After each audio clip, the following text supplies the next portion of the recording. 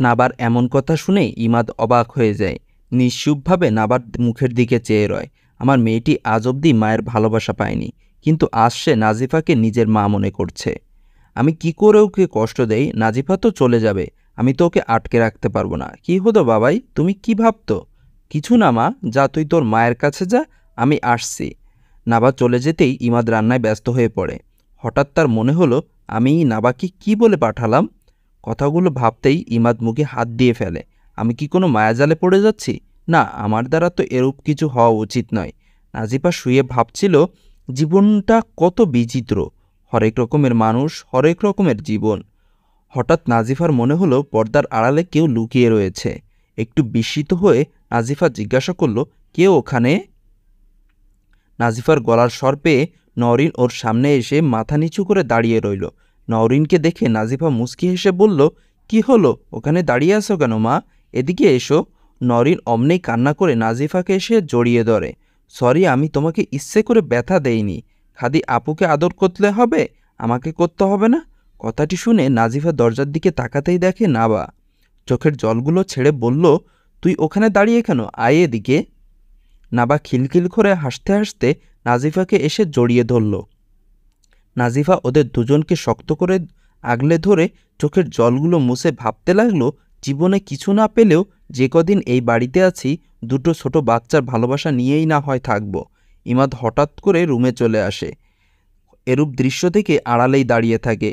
নওরিন কান্নামাখা কণ্ঠে নাজিফাকে বলে, বিশ্বাস করো, আমি চাইনি তুমি পড়ে যাও। ফুপু আমাকে বলেছিল তুমি নাকি বাবার জন্য পায়েস রান্না করেছ, যা খেলে বাবাই আমাদেরকে ভুলে যাবে। তাই ফুপু আমার হাতে তেল আর কলার খোসা দিয়ে বলল, এগুলো বাবার ঘরের সামনে ফেলে দিতে, আর এগুলোতে পিছল খেয়ে তোমার হাতের থেকে পায়েসের বাটিটা পড়ে যাবে, ব্যাস। আমিও তার জন্যই এমন করেছি, আমাকে ক্ষমা করে দাও প্লিজ। তোমার কেন মনে হলো আমি শুধু তোমার বাবার জন্য রান্না করেছি? আর তাছাড়া তোমাদের বাবাই তোমাদের এত কম ভালোবাসেন যে আমি সামান্য পায়েস খাওয়ালেই তিনি তোমাদের ভুলে যাবেন? সরি, আমি আর এমন কাজ করব না কখনোই। ইমাদ আড়াল থেকে সব কথা শুনতে পেয়ে প্রচণ্ড রেগে নিতুর ঘরে যায়। গিয়ে দেখে নিতু বসে বসে গান শুনছে। ইমাদ নিতুর হাতটা ধরে ওকে নাজিফার রুমে নিয়ে আসে। কি হলো ভাইয়া, তুই আমাকে এখানে নিয়ে এসেছিস কেন? নাজিফাও ইমাদের এরূপ কাণ্ড দেখে অবাক হয়ে যায়। নাবা আর নওরিন কখনোই ইমাদকে এতটা রাখতে দেখেনি। ভয়ে দুজনে নাজিফাকে আরও শক্ত করে জড়িয়ে ধরে। তুই কি করেছিস তুই জানিস না? ইয়ে মানে আমি কি করেছি? নিতুর হাতটা ধরে নাজিফার পায়ের সামনে নিয়ে গিয়ে ইমাদ বলল, যা নাজিফার পা ধরে মাপ চা। ভাইয়া, তুই কি পাগল হয়ে গিয়েছিস? আশ্চর্য, আমি কেন ওর পা ধরব? কারণ তোর কারণেই ও পিছল খেয়ে পড়েছে। মানে কে বলেছে তোকে এসব? নাজিফাও সংকোচ নিয়ে ইমাদকে বলে, কে বলেছে আপনাকে? চুপ থাকুন, আমি আপনার সাথে কোনো কথা বলছি না, সো প্লিজ আপনি কথা না বললেই আমি সব থেকে খুশি হব। নাজিফা চুপ হয়ে যায়। কি হলো নিতু, তোর কথা কানে যাচ্ছে না? ইমাদ প্রচণ্ড জোরে ধমক দিতেই নিতু কাঁপা কাঁপা কণ্ঠে নাজিফার কাছে মাপ চাইতেই নাজিফা একটু সংকোচ নিয়ে নিতুকে বলল, ঠিক আছে, বাট তুমি নিজে এই কাজটি করলে বিশ্বাস করো আমি কিছুই মনে করতাম না।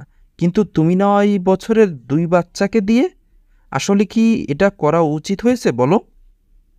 তুমি তো বড়, তুমি ওর ফুপু, তুমি যদি ওকে এসব করতে শিখাও তাহলে বড় হয়ে ওর কি হবে তুমি বুঝতে পেরেছো?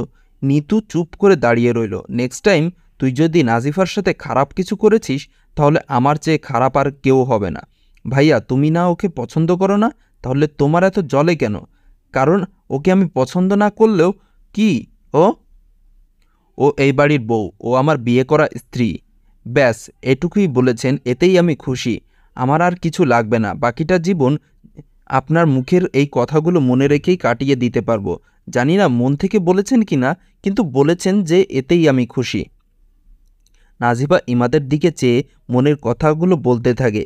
এদিকে ইমাদের কথায় নিতু ভীষণ রাগ করে রুম থেকে চলে যায়।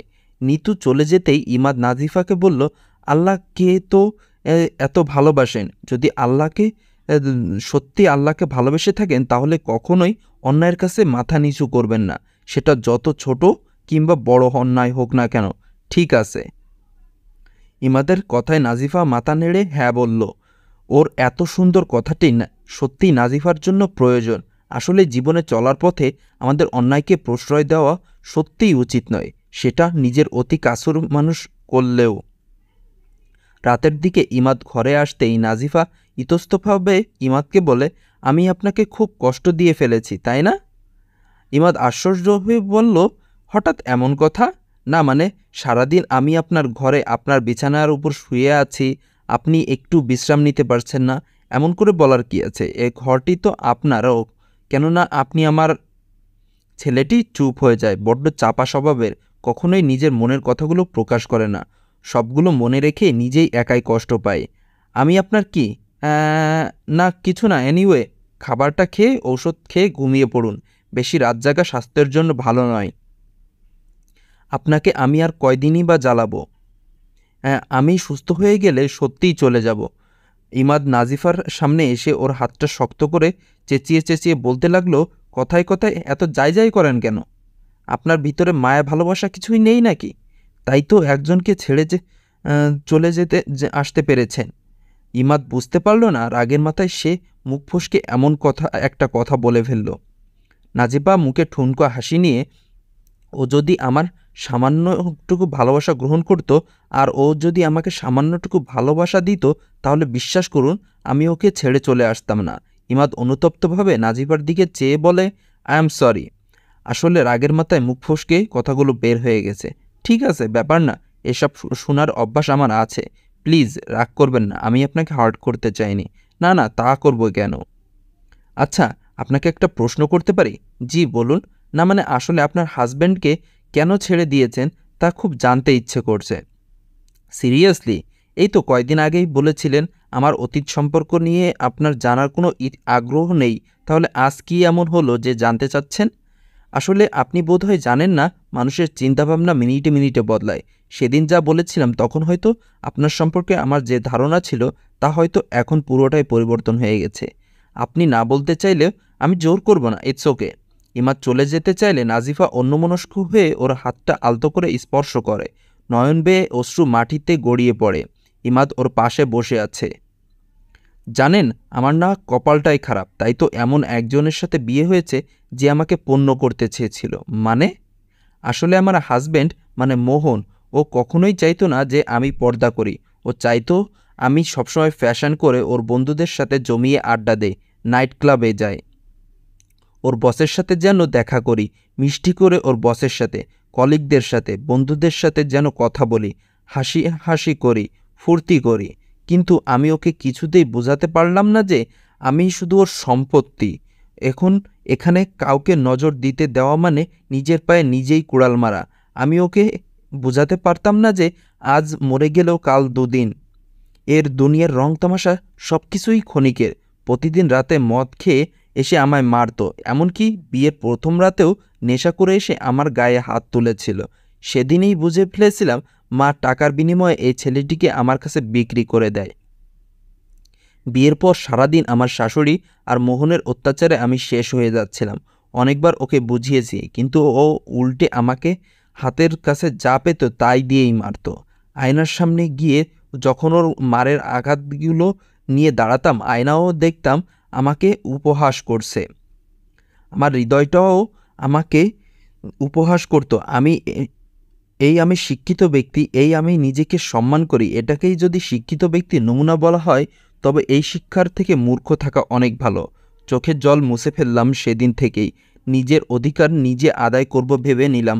তাই তো রাতে মোহন এসে যখন বাসায় বসের সাথে ফোনে কথা বলতে দেয়, আমি ঠাস করে ওকে একটা থাপ্পড় দিয়ে দেই।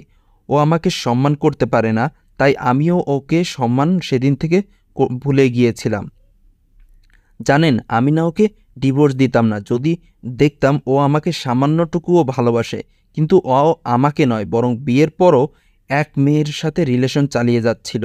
বুঝতে পেরেছিলাম আমি মোহন আমাকে ভালোবাসে না, তাই মুক্ত করে দিলাম। মুক্ত আকাশেও ও উড়ে চলে গেল, একবারও ফিরে তাকালো না। নাজিফা নিঃসুপ হয়ে যায়। ইমাদের দিকে চেয়ে দেখে ওর মুখটা ফ্যাকাশে হয়ে গেছে। ইমাদ তাও একটু হেসে নাজিফার দিকে চেয়ে বলে, ভালোবাসতেও ও ওকে খুব, তাই না? কাউকে কারো ভালোবাসা পেতে হলে সেই মানুষটাকে অর্জন করতে হয়। ও তো আমাকে কখনোই অর্জনই করতে পারেনি, তাই তো আমি ওকে কখনোই ভালোবাসতে পারিনি। ওকে ছেড়ে চলে আসার সময় হৃদয়ে ব্যথা অনুভব হয়নি, বুকের বাঁ পাঁজরে কষ্ট লাগেনি, একবারও পিছুটান অনুতপ্ত হয়নি। সোডিয়ামের আলোয় কখনো একা হাঁটা হয়নি। সহজেই দুঃস্বপ্ন ভেবে মানুষটাকে ভুলে গিয়েছি। তাহলে আমি কেন মিতুকে ভুলতে পারছি না? কারণ আপনি তাকে ভালোবাসেন, অন্তরের সবটুকু অনুভূতি দিয়ে আপনি তাকে অর্জন করতে পেরেছেন, তাই মিতুকে কখনো ভুলতে পারবেন না। আর যেদিন মিতুকে ভুলে যাবেন সেদিন আপনি নিজেই বুঝে নেবেন আপনি ওকে কখনোই ভালোবাসেননি, তাই তো ওর অনুপস্থিতি আপনাকে ওকে ভুলিয়ে দিল। কিন্তু তাই বলে চলে যাওয়া মানুষটার জন্য জীবন থমকে দেওয়া মানেই আপনি হেরে গেছেন। কিন্তু তাই বলে চলে যাওয়া মানুষটার জন্য অন্য কাউকে ভালোবাসতে না পারা মানে আপনি ভালোবাসার আসল সংজ্ঞাই জানেন না। ভালোবাসা মানে প্রথম ভালোবাসাকে শ্রদ্ধার সাথে মনে রেখে পুরনো অনুভূতিকে আবার কাউকে ভালোবাসতে পারা, আবার কাউকে নিয়ে স্বপ্ন দেখা, আবার কাউকে নিয়ে কল্পনায় হারিয়ে যাওয়ার ইচ্ছে প্রকাশ করা। কেননা জীবনে বাঁচতে হলে আপনাকে ভালোবাসতেই হবে। ভালোবাসা নামে 4 অক্ষরের শব্দের সাথে জড়িত হতে হবেই। তা না না তা না কখনোই আমার পক্ষে সম্ভব নয়। মিতু ছাড়া আমি আর কাউকেই ভালোবাসতে পারবো না। ইমাদ সাহেব, বাস্তবতা দেখুন। আবেগ নিয়ে আর যাই হোক বাঁচা যায় না। ইমাদ নাজিফার কথায় আর কোনো উত্তর না দিয়ে রুম থেকে বেরিয়ে যায়। নিজের একরাশ আবেগ নিয়ে ছাদের উপর চলে যায়। আকাশের দিকে অদ্ভুতভাবে তাকিয়ে রইল। ওই নিঃসুপ তারাগুলোর সাথে কথা বলতে লাগলো। কিন্তু ছেলেটি বুঝতে পারছে না তারাগুলো যে নির্বাক, এরা ওর দুঃখ বুঝবে না, ওর কষ্ট বুঝবে না। দীর্ঘশ্বাস পেলে নীল আকাশের কোনো এক পাশে মৃদুর মুখটা খুঁজতে থাকে। হঠাৎ মনে হলো কেউ একজন আলতো করে ওর হাতটাকে স্পর্শ করছে। তাকাতেই দেখে নওরিন। বাবা, ও বাবা, তুমি এত রাতে ছাদে কি করতো? তুই এখানে এসেছিস কেন? ওই মেয়ে, কি হলো বল, তুই এখানে কেন এসেছিস? বাবাই, ওই মেয়েটি পাঠিয়েছে। এরকম বলতে হয় না। উনি তো কি বাবাই, উনি কি? আচ্ছা বাবাই, উনিকে আমি কি বলে ডাকবো? ইমাদ হাঁটু গেড়ে বসে। তোর ইচ্ছে মা, তুই যেটা বলে ডাকবি। বাবাই, ওকে আমি মামুনি বলে ডাকি? ও না আমার মায়ের মতো? বাবাই, এই মামুনিটা অনেক ভালো, অনেক সুন্দর, একেবারে পরীর মতো, আমাকে আর বোনকে অনেক ভালোবাসে। আর আর কি? আমি তোমাকেও অনেক ভালোবাসি। ইমাদ সহসা অট্ট হেসে উঠল। উনি আমাকে ভালোবাসে? যদি তাই হতো তাহলে তো এভাবে চলে যাওয়ার কথাই বলতো না।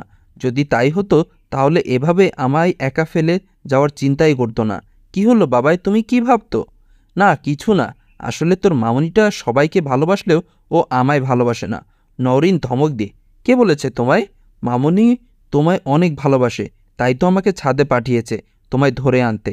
তুমি যদি এখন না যাও তাহলে মামুনি নিজে এখন উপরে চলে আসবে এই ভাঙা পা নিয়ে। এসব তোকে ভয় দেখিয়েছে মা, বুঝছিস? নওরিন ইমাদের হাত ধরে। বাবাই প্লিজ চলো, না হলে কিন্তু মামুনি উপরে চলে আসবে। বললাম না আসবে না, তোকে ভয় দেখিয়েছে। আমি ওনার কী লাগি যে উনি আসবে? আমাকে বলে দিয়েছে 5 মিনিটের ভেতর তোমায় নিয়ে নিচে না নামলে সত্যিই সে উপরে চলে আসবে। ইমাদ পকেট থেকে মোবাইল বের করে টিপতে টিপতে নওরিনকে বলল, বুঝলি মা, পৃথিবীর সবাই স্বার্থপর, নিজের স্বার্থ ছাড়া কেউ কাউকে ভালোবাসে না। তোর মামনিও নিজের স্বার্থ ছাড়া কাউকেই ভালোবাসে না। এই বলে ইমাদ মোবাইল টিপায় ব্যস্ত হলো। নওরিন ইমাদের হাত ধরে টানছে। হঠাৎ নাজিফার গলার চিৎকার শুনতে পেয়ে ইমাদের হাত থেকে মোবাইলটা নিচে পড়ে যায়। ইমাদ তার দিকে খেয়ালও করল না। নিস্তেজ হয়ে গেল। নাজিফার আবার কিছু হলো না তো? ও কি সত্যিই উপরে চলে এসেছে? নরিন ইমাদের হাত ধরে বলে, বাবা এটা মামুনির গলার আওয়াজ না? কি বলছিস তুই? এই বলে ইমাদ এক দৌড়ে ছাদ থেকে নিচে নামতেই দেখে নাজিফা সিঁড়ির মধ্যে বসে পা ধরে কান্না করছে। ইমাদ ওকে সিঁড়িতে দেখে হতভম্ব হয়ে যায়। ওর সামনে গিয়ে প্রচণ্ড জোরে ধমক দিয়ে বলে, আপনি এই অবস্থায় সিঁড়িতে উঠলেন কেন? আপনার জন্য। চুপ থাকুন, আমার জন্য যত সব। এখন এই পায়ের ব্যথা তো আর বেড়ে গেছে। নরিন অমনেই বলল, ঠিকই তো, তোমার জন্য। কতবার বলেছি মামুনি আমাকে বলেছে তোমাকে নিয়ে 5 মিনিটের ভেতরে নিচে না গেলে উপরে চলে আসবে এই ভাঙ্গা পানিয়ে। এখন বুঝলে? চুপ থাক, তুই আমাকে আগে বলবি না যে সত্য করে বলেছে? বাবা, আমি কি বলেছি মামুনি মিথ্যে করে বলেছে? এখন তুমি সব দোষ আমায় দিচ্ছ? না, সব দোষ আমারই। এখন চুপ থাক। যা নিচে গিয়ে বরফ নিয়ে আয় আমার ঘর থেকে। ওকে বাবাই। নরিন চলে যেতে ইমাদ নাজিফাকে কোনো সংকোচ না করেই কোলে নিয়ে ঘরের উদ্দেশ্যে হাঁটতে হাঁটতে হাঁটতে নিচে নামতে লাগলো। নাজিফা অবাক হয়ে ওর মুখের দিকে চেয়ে রইল। শক্ত করে ওর কাঁধ দ্রুতকে আঁকড়ে ধরল। ওর এভাবে শক্ত করে আঁকড়ে দেখা দেখে ইমাদ বুঝে ফেলল মেয়েটি ওর মাঝেই এমন কাউকে খুঁজে পেয়েছে যে ওকে শত বিপদের মাঝেও শক্ত করে ধরবে, ওর সুখে সুখী আর দুঃখে দুঃখী হবে। রুমে নিয়ে নাজিফাকে বিছানার উপর শোয়াতেই নরিন বরফ নিয়ে ইমাদের ঘরে আসে। বাবাই, এই নাও। আইস হাতে নিয়ে ইমাদ নরিনকে বলল, শুনো, এটা যেন আর কেউ না জানে। কেন বাবাই? কেন? আমার মা জানলে বাবাইকে বকবে? আমি খুশি হব দিদুন তোমায় বকলে। দাঁড়াও, আমি তো এখনই দিদুনকে বলে গিয়ে বলছি। এই বলে নরিন চলে যেতে ইমাদ ওকে বারবার ডাকতে থাকে। অতপর নাজিফার দিকে চেয়ে গরম চোখে, কে বলেছে উপরে যেতে? আপনি তাহলে কেন আমার উপর রাগ করে উপরে চলে গিয়েছিলেন? তাই বলে আপনি উপরে চলে আসবেন এই অবস্থায়? যাব, 100 বার যাব। আপনি আপনার সাথে কথা বলে পারা যায় না। ইমাদ আর কথা না বাড়িয়ে নাজিফার পায়ের সামনে গিয়ে বসে ওর পায়ে বরফ লাগাতে থাকলো।